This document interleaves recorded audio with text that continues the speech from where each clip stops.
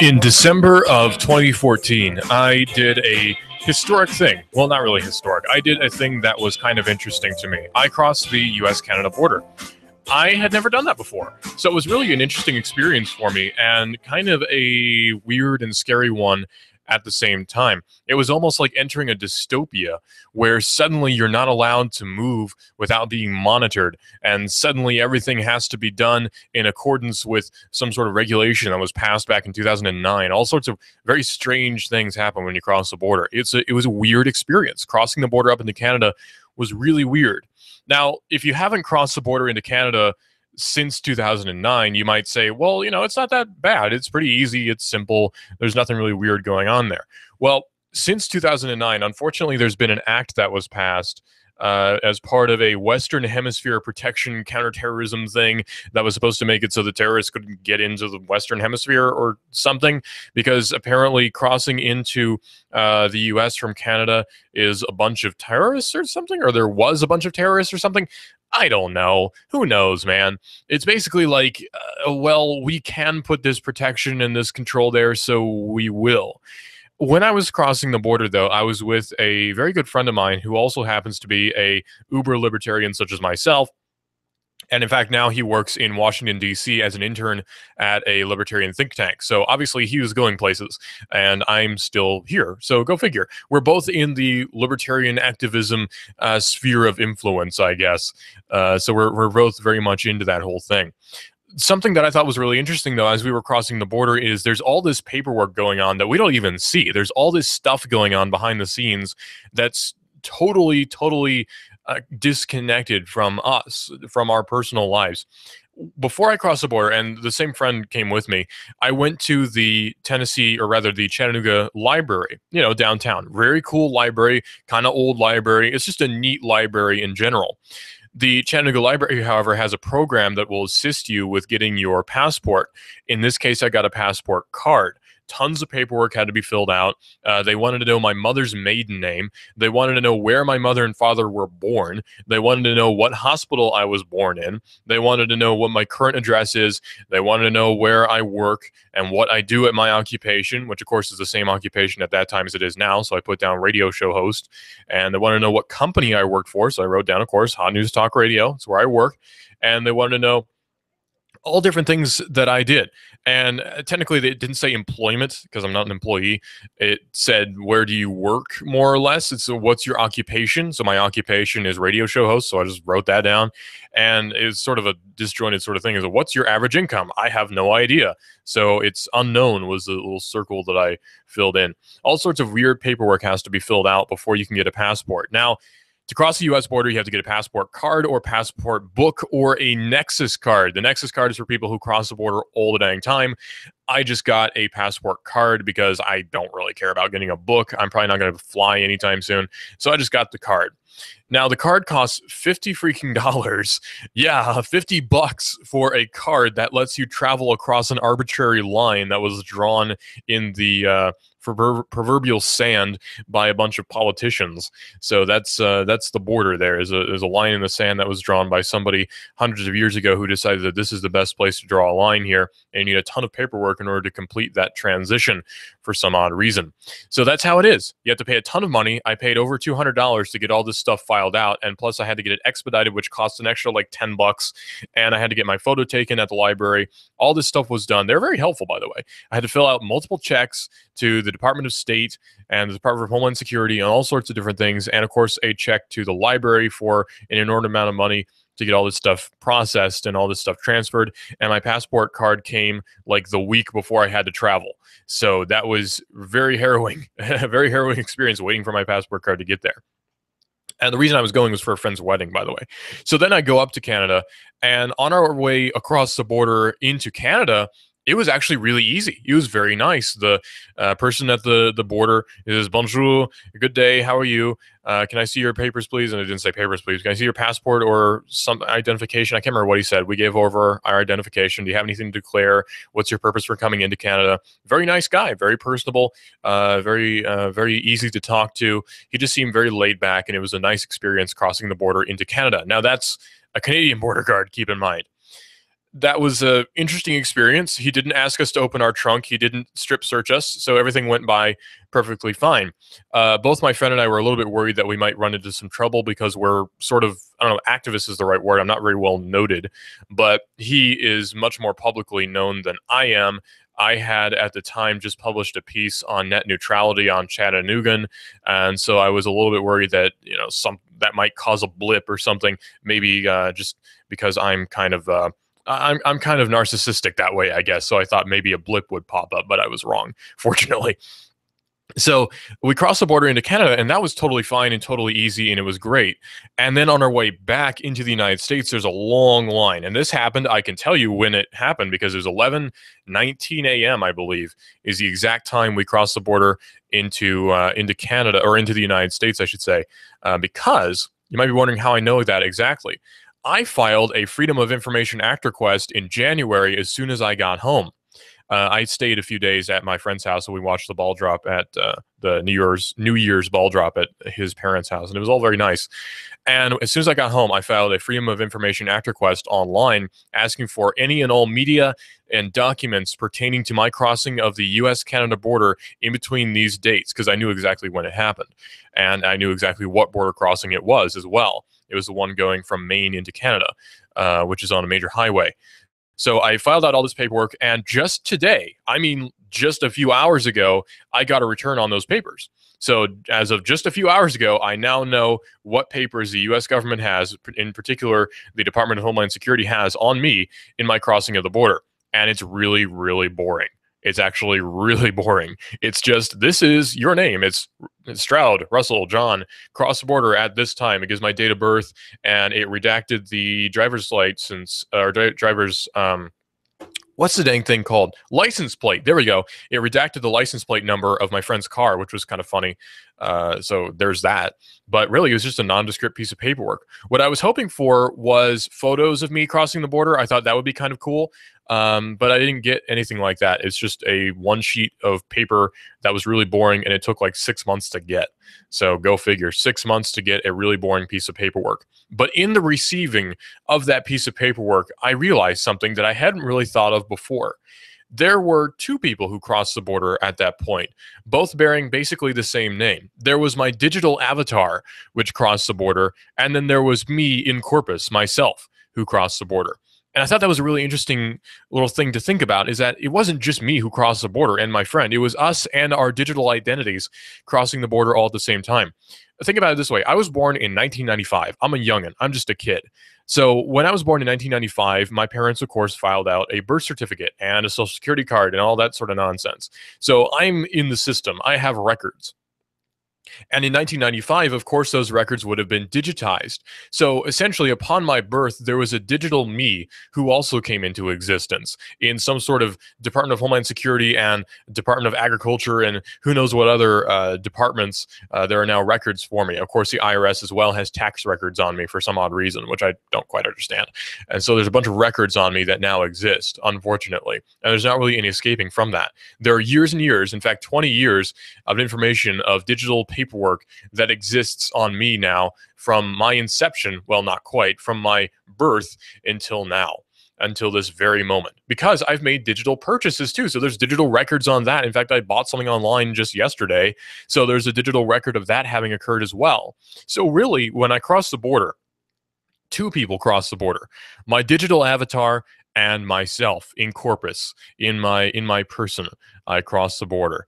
So there was Stroud, Russell John, who crossed the border, and there was Russell John Stroud, born 1995 at Erlanger Hospital, who crossed the border as well. And that's me. You know, I'm Russell John Stroud, and I crossed the border, but also Stroud, Russell John, crossed the border in all caps across that border in December of 2014. I thought that was a really interesting thing to note. It's also interesting how national borders really are not that important anymore when you think about it. I mean, who cares? Like, national borders are so old school, dude. Like, who cares about national borders anymore? Who even cares about nationalities anymore these days? The millennial generation is possibly going to be the generation that stops caring about national borders and nationalities and national identities and all these things. Because why would we really? When we live in a world where we can communicate internationally, instantly, with anyone we so choose who has an online account, Why do we care then about borders and nationalities and all that sort of thing? That seems sort of arbitrary and petty at that point, where I can send a message to my friend in Canada and do on a regular basis all the time. And we strike up conversations all the time throughout the day with no problem whatsoever. Multiple people in Canada, even, and across other borders as well. So why do we even care about national borders? It's just a hindrance at that point. We're average, regular people who mean no harm. Why should we be oppressed because there are a choice few who would decide to blow up a building or who would decide to blow up a car or shoot a few people? Really, is our liberty supposed to be that much infringed upon because of the actions of a few? Why does everyone have to suffer because of the actions of a few? Seems kind of silly. And even so, this Border Protection Act that is so oppressive was passed in 2009, June the 1st, in fact, 2009, which is a good, in case you can't count, 8 years, and actually more like 7 and a few months, years after 9/11. So it wasn't even enacted instantly. And this is the border into Canada. It's not even the border into Mexico where you can cross with no problem. It's the border into Canada. Canada is one of the most peaceful countries I'm aware of. Now, yeah, Canada gets involved in different military actions, but I mean, who's going to think about the number one sponsor of terrorism, Canada, right? I mean, who's worried about Canada of all countries?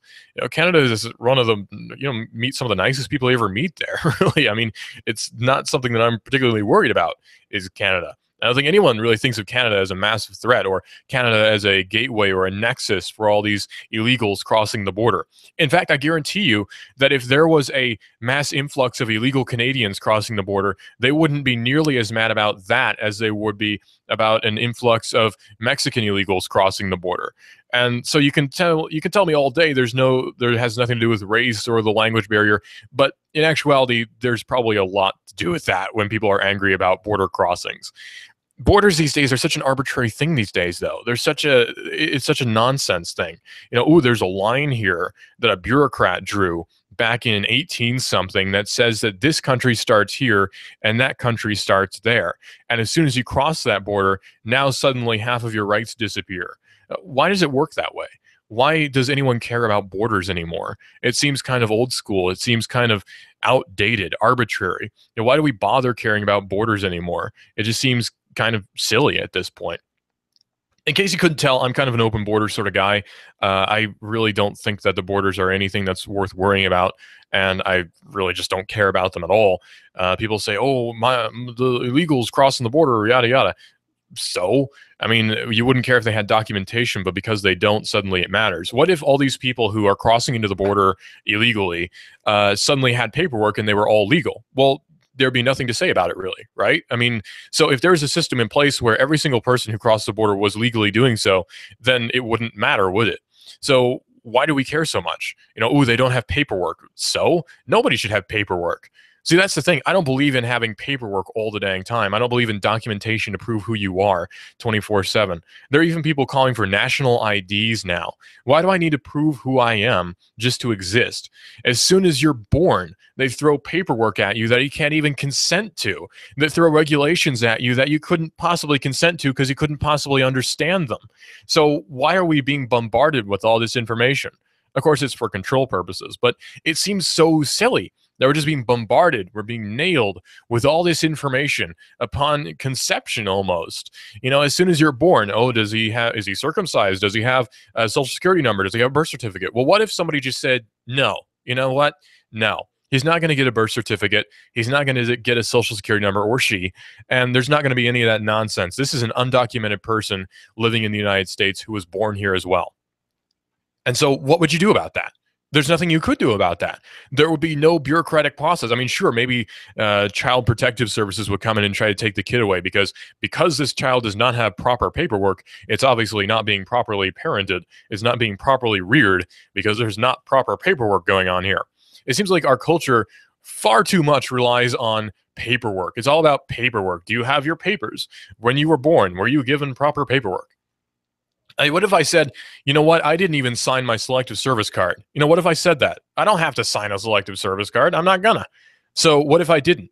Would people get mad at me then for not signing selective service cards? It seems so silly that we care so much about signing paperwork to the point where we value it as a civic duty to sign paperwork. right? Like paperwork is what our society revolves around. Paperwork is what makes the world go round, it seems like, in this day and age. And it's really only getting easier now as the digital world has come about. Because now there's digital paperwork that's created that you don't even know about. You don't even have to sign papers anymore. They're automatically generated for you. At some point, probably as soon as you're born, the hospital will create a digital birth certificate for you, and the hospital will create a digital certificate of having a social security number, all without the parents' knowledge, right? I mean, that's assuming the country lasts that long anyway, which I kind of doubt. But paperwork in our paper society has gone far too far at this point. Things have become extremely ridiculous here in these United States and other countries too, because it's not just the states that are falling into this trap of paperwork. It's other countries too, and we're stuck with it until somebody can rise up and say, hey, you know what? I don't want your paperwork. If we could have a mass influx of people being born and parents who are smart enough to say, hey, you know what? My kid's not going to have papers, then that would make the whole system collapse, and that would be a good thing. What if suddenly every new parent who had a kid said, I'm not going to get my kid a birth certificate. My kid's not going to have a social security number. None of that nonsense is going to be going on here. What would then happen? The system would collapse in on itself because there'd be nobody to account for. You would essentially have a whole class of people who are on the same level as an illegal immigrant. And it would be kind of interesting, actually. It'd be kind of fascinating. For some reason, people think that citizenship determines what rights you have. And that seems to be completely ridiculous because it's contradictory. People say your rights come from God, but you have to have paperwork to prove it. Well, what sense does that make? Oh, your rights come from God, but not if you're an illegal. Your rights come from God, unless you don't have a birth certificate and you can't prove you're born in the United States. In that case, you don't have rights. It doesn't seem like the Constitution was actually designed that way. It doesn't seem like the Constitution was meant to apply only to those who have signed up for it, or only to those who have had their parents sign them up for them, or something like that. It doesn't really seem like it should be working that way, and I really doubt it was intended to work that way. And after all, even in the Declaration of Independence, they hold these things to be self-apparent. So that's without any sort of paperwork. It's self-apparent, no paperwork required. Just add water. So why then do we care so much about citizenship and about paperwork and about, oh, you didn't sign that paper when you were 18? Well, there's obviously a problem there. You know, as soon as you turn 18, it's almost seen as your civic duty that you sign some piece of paper saying you'll go to war for something you don't agree with. It seems kind of, well, immoral almost. It's almost like our system of paperwork is actually immoral and possibly wrong. Possibly it shouldn't exist anymore as it does today. Food for thought, I guess. I don't know. It's something that gets me just so riled up, is that people put so much faith in this system that's kind of been proven to be a failure time after time after time. Okay, think about it this way, and I don't want to invoke a tragedy to make a political point, but I'll say this. If the NSA surveillance really did work, and even if all these surveillance projects that we have in place actually worked, wouldn't there be no terrorist attacks? I mean, after all, the NSA surveillance was in place far before 9/11, actually. NSA metadata collection has been going on since at least the 80s and 90s. So then why did 9/11 happen? Obviously, there was digital communications from, say, Saudi Arabia to the people who were planted in the United States. So why was it allowed to happen? Okay, what about even further when we know there was metadata collection in the Boston Marathon bombings that happened just in recent memory? Wasn't there some sort of plan in place to stop that from happening? So if our digital surveillance systems worked, then wouldn't we be living in a perfect world with no terrorist attacks? Or not, so maybe something is faulty here. Maybe it's too big to work. Instead of too big to fail, it's far too large to work. This is Digital Drive here on Hot News Talk Radio, AM 1240. We are everywhere. You can listen live to Hot News Talk Radio at hotnewstalkradio.com. Download the TuneIn Radio app and search for Hot News Talk Radio. Hot News Talk Radio is also on Twitter, where you report the world decides. That's AM 1240, Hot News Talk Radio. The number to call in is 423-800-8949. That's 423-800-8949. No, it's not toll-free. It's 423-800-8949. Unfortunately, with our age of digital technology, you can make a call to pretty much anywhere, and it's essentially toll-free anyway. I mean, with my prepaid plan, bottom of the barrel plan, I can call Canada and text Canada with no problem, and Mexico, and I think India and China as well. Interesting. So I don't think toll-free really matters anymore, unless you're on some antiquated Bell South plan that was enacted back in 1972, where they charge you 25 cents per long-distance call, and they charge you an additional 5 cents per minute. Yeah, fortunately, most of us have cell phones nowadays, and long distance is sort of a thing of the past. After all, most calls you make are voice over IP anyway, so it seems like long distance really doesn't matter, and it doesn't cost them anything extra. But anyway, this is AM 1240 Hot News Talk Radio. If you have a smartphone, which hopefully you do, you can get the TuneIn Radio app, and it's super cool. With the TuneIn Radio app, I listen to Hot News Talk Radio pretty much all the time now. I have it on my smartphone. I listen to it with my headphones when I'm walking around the house. I pretty much listen to Hot News Talk Radio 24/7, and I'm kind of stuck with it. And you can too. Get the TuneIn Radio app and search for Hot News Talk Radio right here on Hot News Talk Radio and hotnewstalkradio.com. If you get that TuneIn app for your smartphone, it's awesome. This is a modern world. This is the modern world. What kind of fool do you think I am? You think I know nothing about myself? You give us 12 minutes and 40 seconds, we'll give you Chattanooga and the world. News Talk 1240.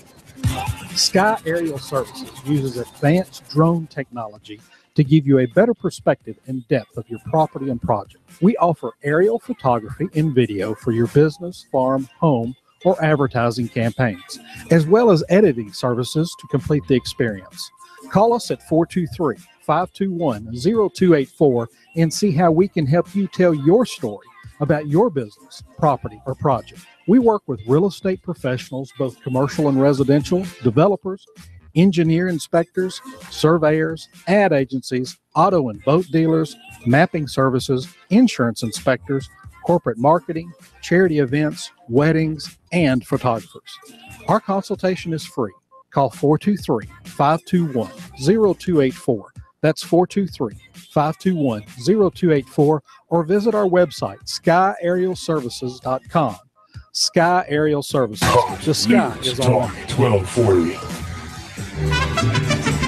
We've got a table here at Delia's in Saudi Daisy, ready to delight in a plate of authentic Mexican food. Delia's spreads a rich selection: loaded nachos, crazy chicken, homemade tamales, maybe the enchiladas with beef, chicken, pork, quesadillas. Every dish beautifully pictured on the menu to help us decide. Join us for lunch or dinner. We're at Delia's in Saudi Daisy on Dayton Pike near the Thrasher Light. Here's dinner. Delia's uses the freshest ingredients, cooked to perfection. Nachos, homemade. Delia's open every day except the Lord's Day. For lunch and dinner, treat yourself to Delia's genuine Mexican food. In Saudi, call 521-7145. That's 521-7145. You feel better outside your home or business than in? Indoor air quality is important. Mildew, mold, smoke, water, and rodent damage are prime causes of poor indoor air quality. Ducts, Indoor Air Professionals, better known as Duct Busters, cleans HVAC systems using 127 definable Duct Busters steps. Let Mark Thompson address the indoor air quality at your business to help reduce employee illnesses. Prevent fires by cleaning your dryer vents. Mark and his parents, Dick and Joan Thompson, have been building our local economy and helping local people with HVAC systems 16 years. Ducts, Indoor Air Professionals. Call 876-9907. 876-9907. Ducks. Call now.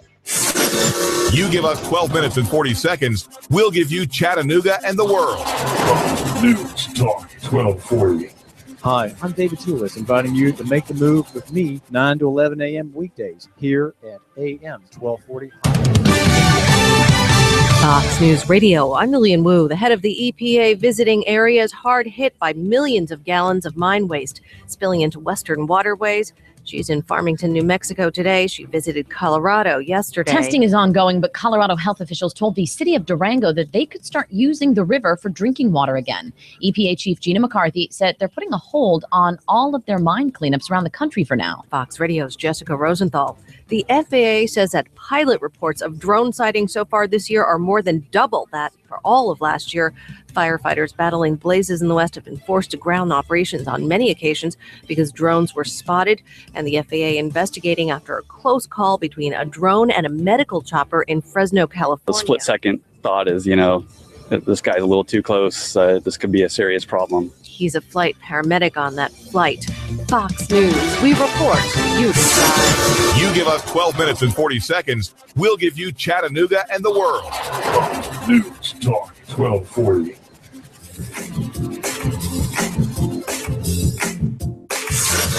You give us 12 minutes and 40 seconds, we'll give you Chattanooga and the world.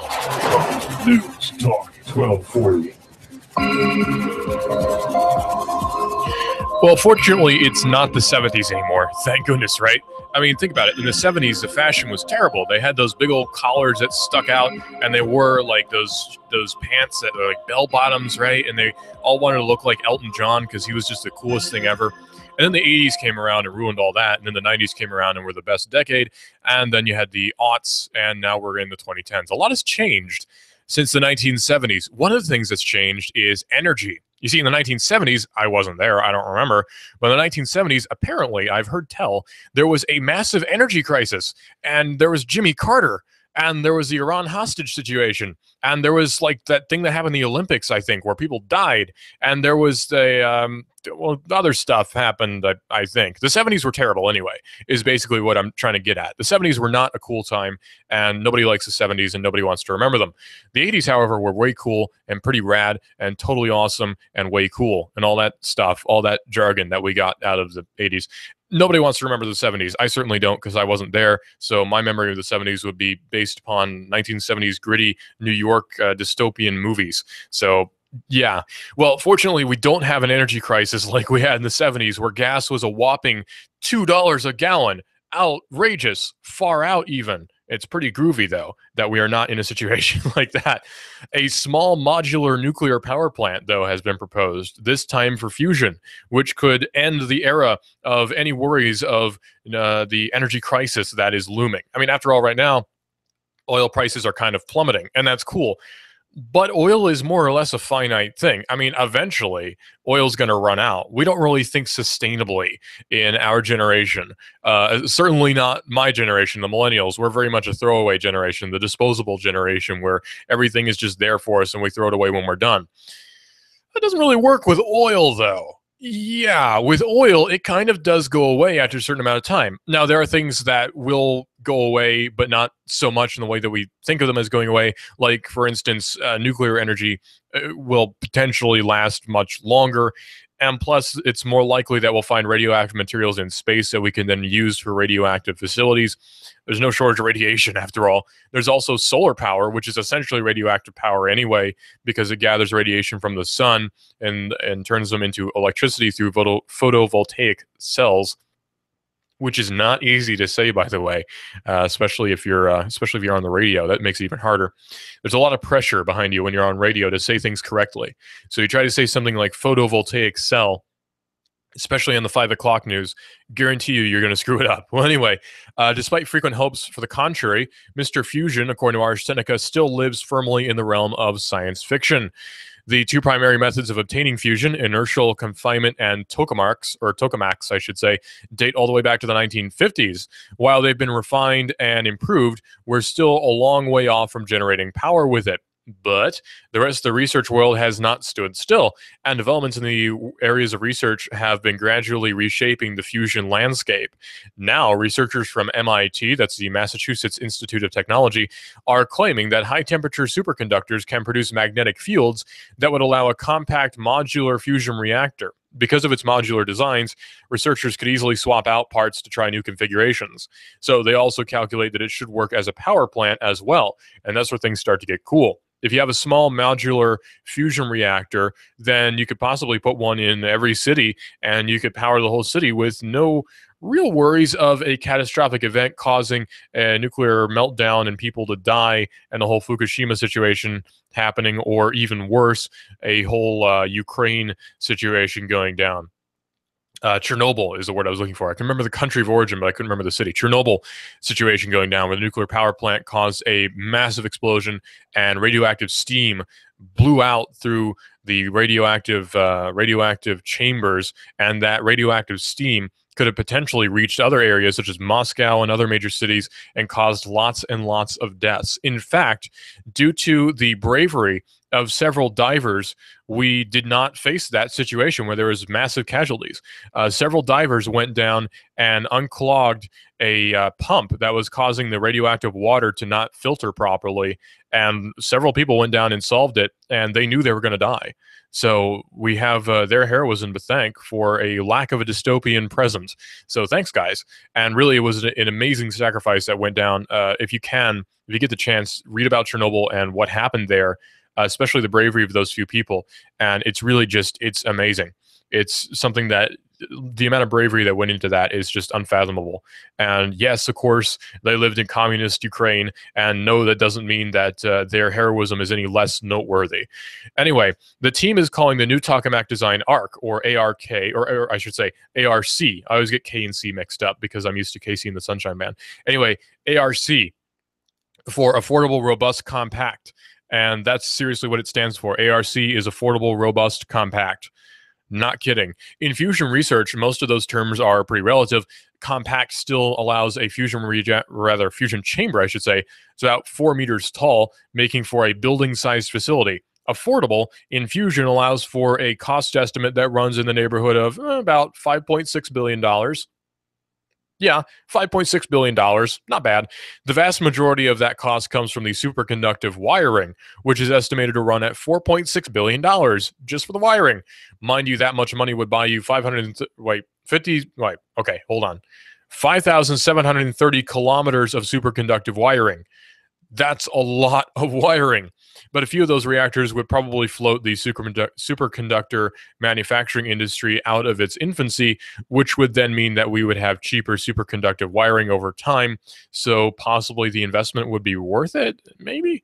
The authors estimate that Rebco ribbons would have a usable lifespan of about 9 years in the radiation-heavy environment of the reactor, but so little is known about the response of this material to radiation that this is little more of an educated guess.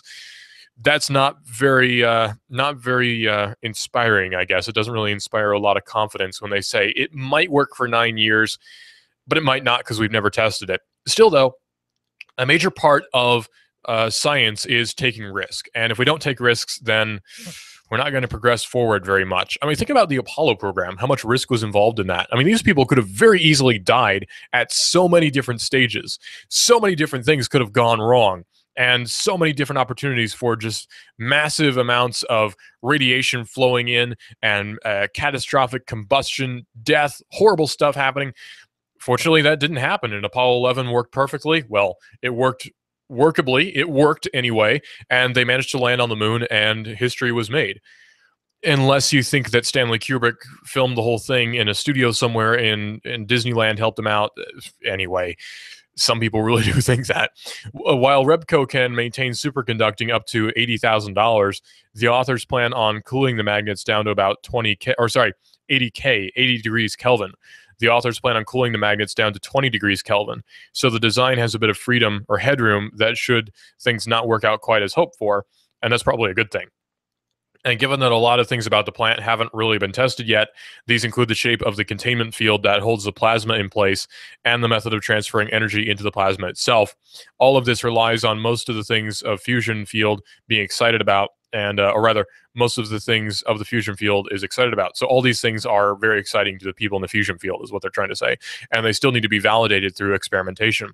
Fusion is a infant technology. It's been looked after for like forever, but it's still an infant technology. I'm not aware of any workable fusion reactor that's been developed and tested, unfortunately. So, oh well. But fusion power could be heading our way sometime soon. I sure hope so, because I don't want to live in a world where we have another energy crisis and the 2070s are like the 1970s. No thanks. It's interesting, though, how this century is kind of mirroring the last century. The 1910s are a time of innovation, right? And so the 2010s are a time of innovation, new technologies being discovered, us progressing forward as a society. And then maybe the 2020s will be all about us moving forward even more, and then we'll live in a world of excess, and we'll call it the Gilded Age or the New Gilded Age, perhaps the Neo Gilded Age. And then the 2030s, there'll be an economic collapse, and we'll all be horribly off. I hope not. But it's kind of inevitable anyway that there will be a national economic collapse and, in fact, a global economic collapse. But who knows? Did you know that there was actually an economic depression in the UK due to the Civil War in the United States? Yeah, true story. There was an economic depression due to a lack of import of cotton from the South because of the trade embargo that was pressed against the South and the naval blockade that the North pressed against the South. So actually, in the UK, they saw a pretty bad economic depression due to the American Civil War all the way across the pond. Kind of an interesting tidbit of information about that I wasn't aware of until just recently. Samsung has actually unveiled a 2.5-inch 16 terabyte solid state drive, which is the world's largest hard drive at this time. At the Flash Memory Summit over in California, according to Ars Technica, Samsung has unveiled what appears to be the world's largest hard drive. And actually, somewhat surprisingly, it uses NAND flash chips rather than spinning platters, which we're all kind of used to. Hard drive technology has really not changed that much in the last 30 or 40 years. It's always been a spinning magnetic platter that reads with a read head, and it's really just been the same thing for forever until just recently with solid state drives and flash memory changing everything. Still, though, the rotating platter has sort of been the most affordable method for a long, long time. And it's only been just recently that solid state drives have become affordable. I mean, after all, you can buy a 1 terabyte hard drive that's a spinning platter type for like 50 to 80 bucks. And you can buy a 1 terabyte solid state drive for a lot more than that, close to the $200 mark. So you can understand why people are still sticking with the older technology. Still, though, the new technology is becoming more and more affordable. Think about it this way. Back in the 1980s, 40 megabytes for a hard drive was considered massive. You'll never use all that. After all, that's like 40 floppy disks on one hard drive. You'll never use all of that. And then we did, and compact disc technology came out in the late 80s, early 90s, and then we could have 700 megabytes of storage on one medium, and suddenly we needed gigabyte drives in our computers. And now in these days, we have Blu-rays that can hold 50 to 100 gigabytes and on one storage media, and now we have flash drives, USB flash drives that can carry up to a terabyte on some, and things are looking kind of crazy in the world of flash memory. So storage is really going through the roof very quickly. We're seeing exponential growth in the field of flash memory. And so as it gets more advanced, it's also getting cheaper and cheaper. A solid state hard drive that was like 50 gigs back in the day was really expensive. And that's within my lifetime. That's within my recent memory. And now things are becoming much, much cheaper. So that's great. That's awesome. Fortunately, things are looking really nice for us thanks to Samsung. So at the Flash Memory Summit in California, Samsung has unveiled a 16 terabyte, 2.5 inch solid state drive. By comparison, the largest conventional hard drive is made by Seagate and Western Digital, and they currently max out at 8 or 10 terabytes. Of course, Seagate and Western Digital are the two most noteworthy manufacturer of hard drives, while Samsung has been leading the field when it comes to solid state drives. So hard disk drives and solid state drives are two different animals. They both do the same thing, but use different technology to pull it off. An SSD is a solid state drive, and an HDD is a hard disk drive. So the hard disk drive uses a spinning platter made out of magnetic material, and a solid state drive uses flash memory cells. So a little bit different. The secret sauce behind Samsung's 16 terabyte SSD is the company's new 256 gigabit or 32 gigabyte NAND flash die, which is twice the capacity of the 128 gigabit NAND dies that were commercialized by various chip makers last year. So to reach such an astonishing density, Samsung has managed to cram 48 layers of 3 bits per cell TLC 3D VNAND into a single die. This is up from 24 layers in 2013 and then 36 layers in 2014. If you don't know what that means, that's okay, because I'm still trying to wrap my head around it. Basically, it means more storage in less space.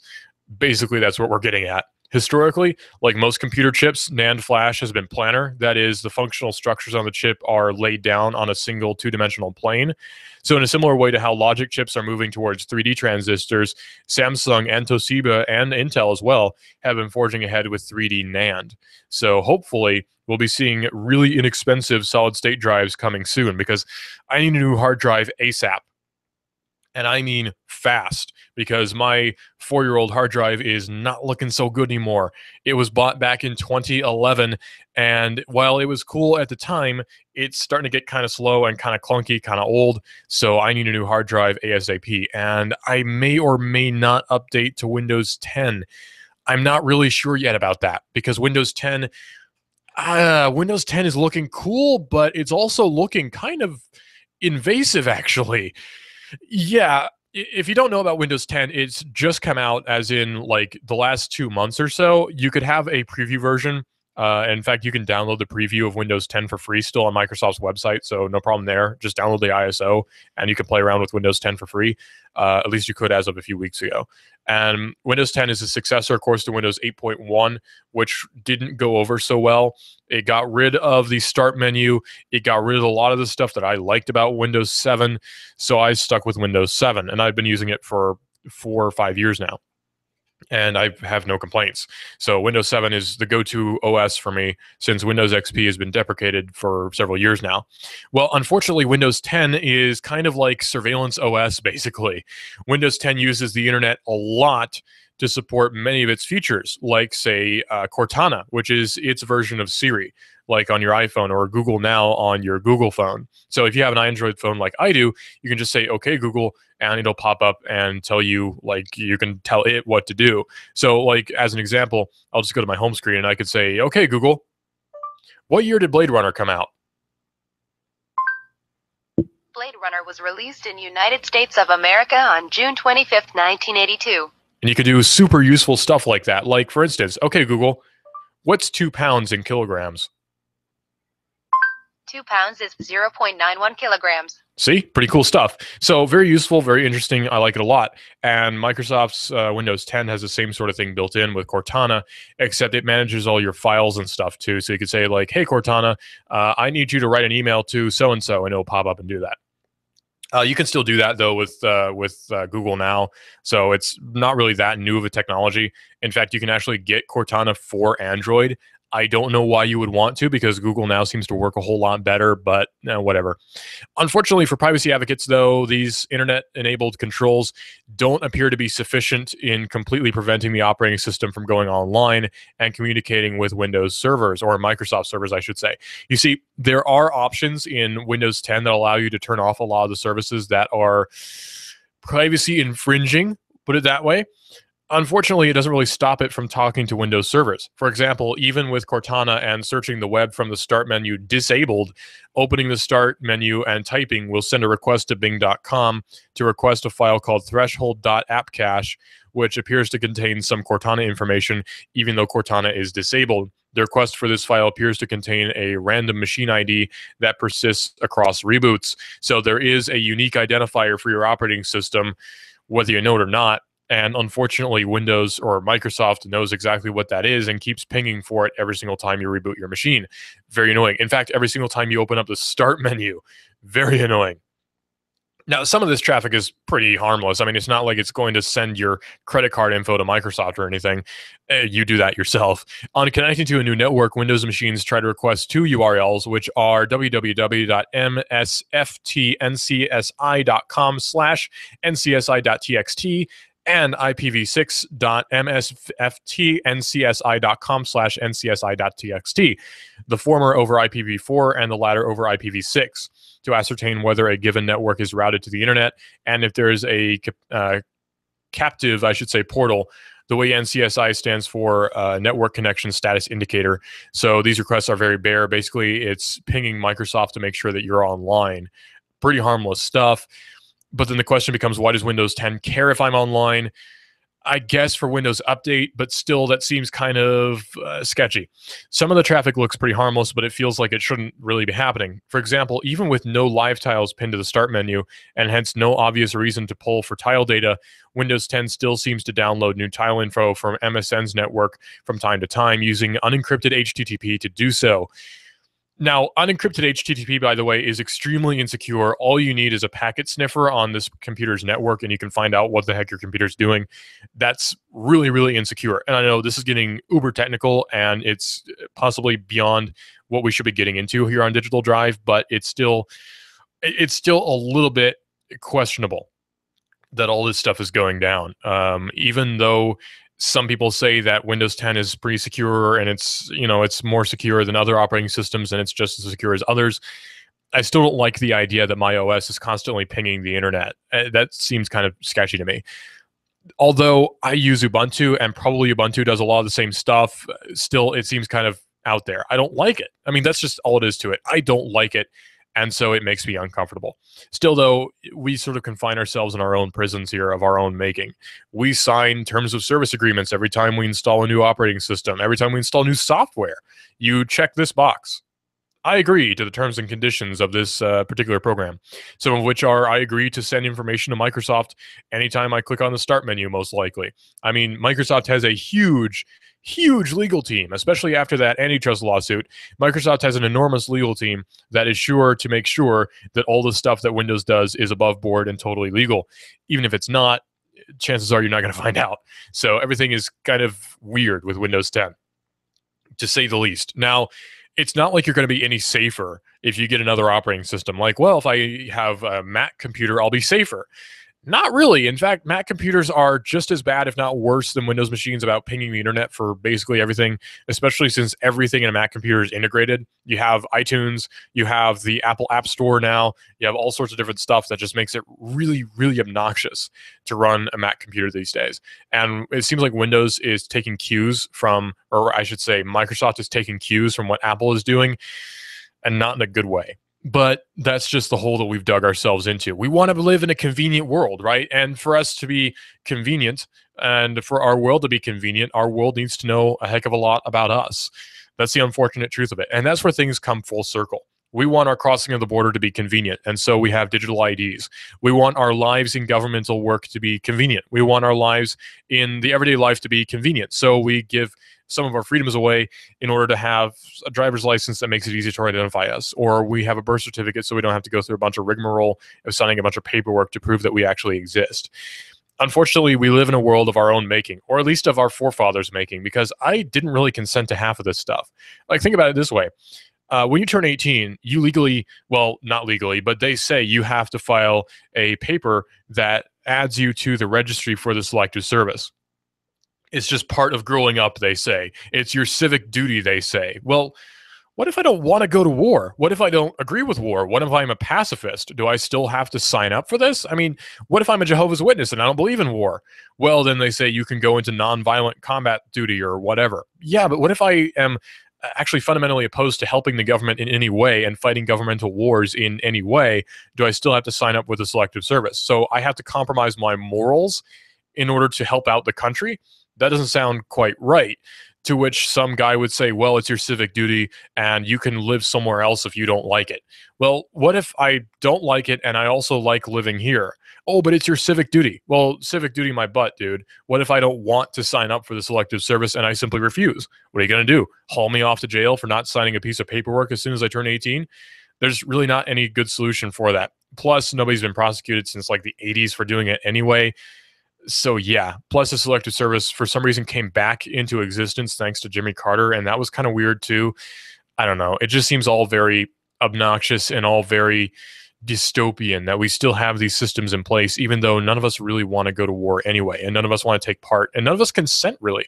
I didn't consent to the Social Security Service. I didn't consent to be part of this broader network of people who have been identified with digital identifiers that the government's put in place. I didn't consent to any of that, but still, I'm being oppressed by it. Why? Well, because our forefathers consented to it. So what can we do now? We can withdraw consent. We can make it clear that my kid's not going to be part of your system. He's not going to have a birth certificate, and he's not going to have an ID of any sort. We can do that because we have all the power in the world. This is a mob mode. This is the mob mode.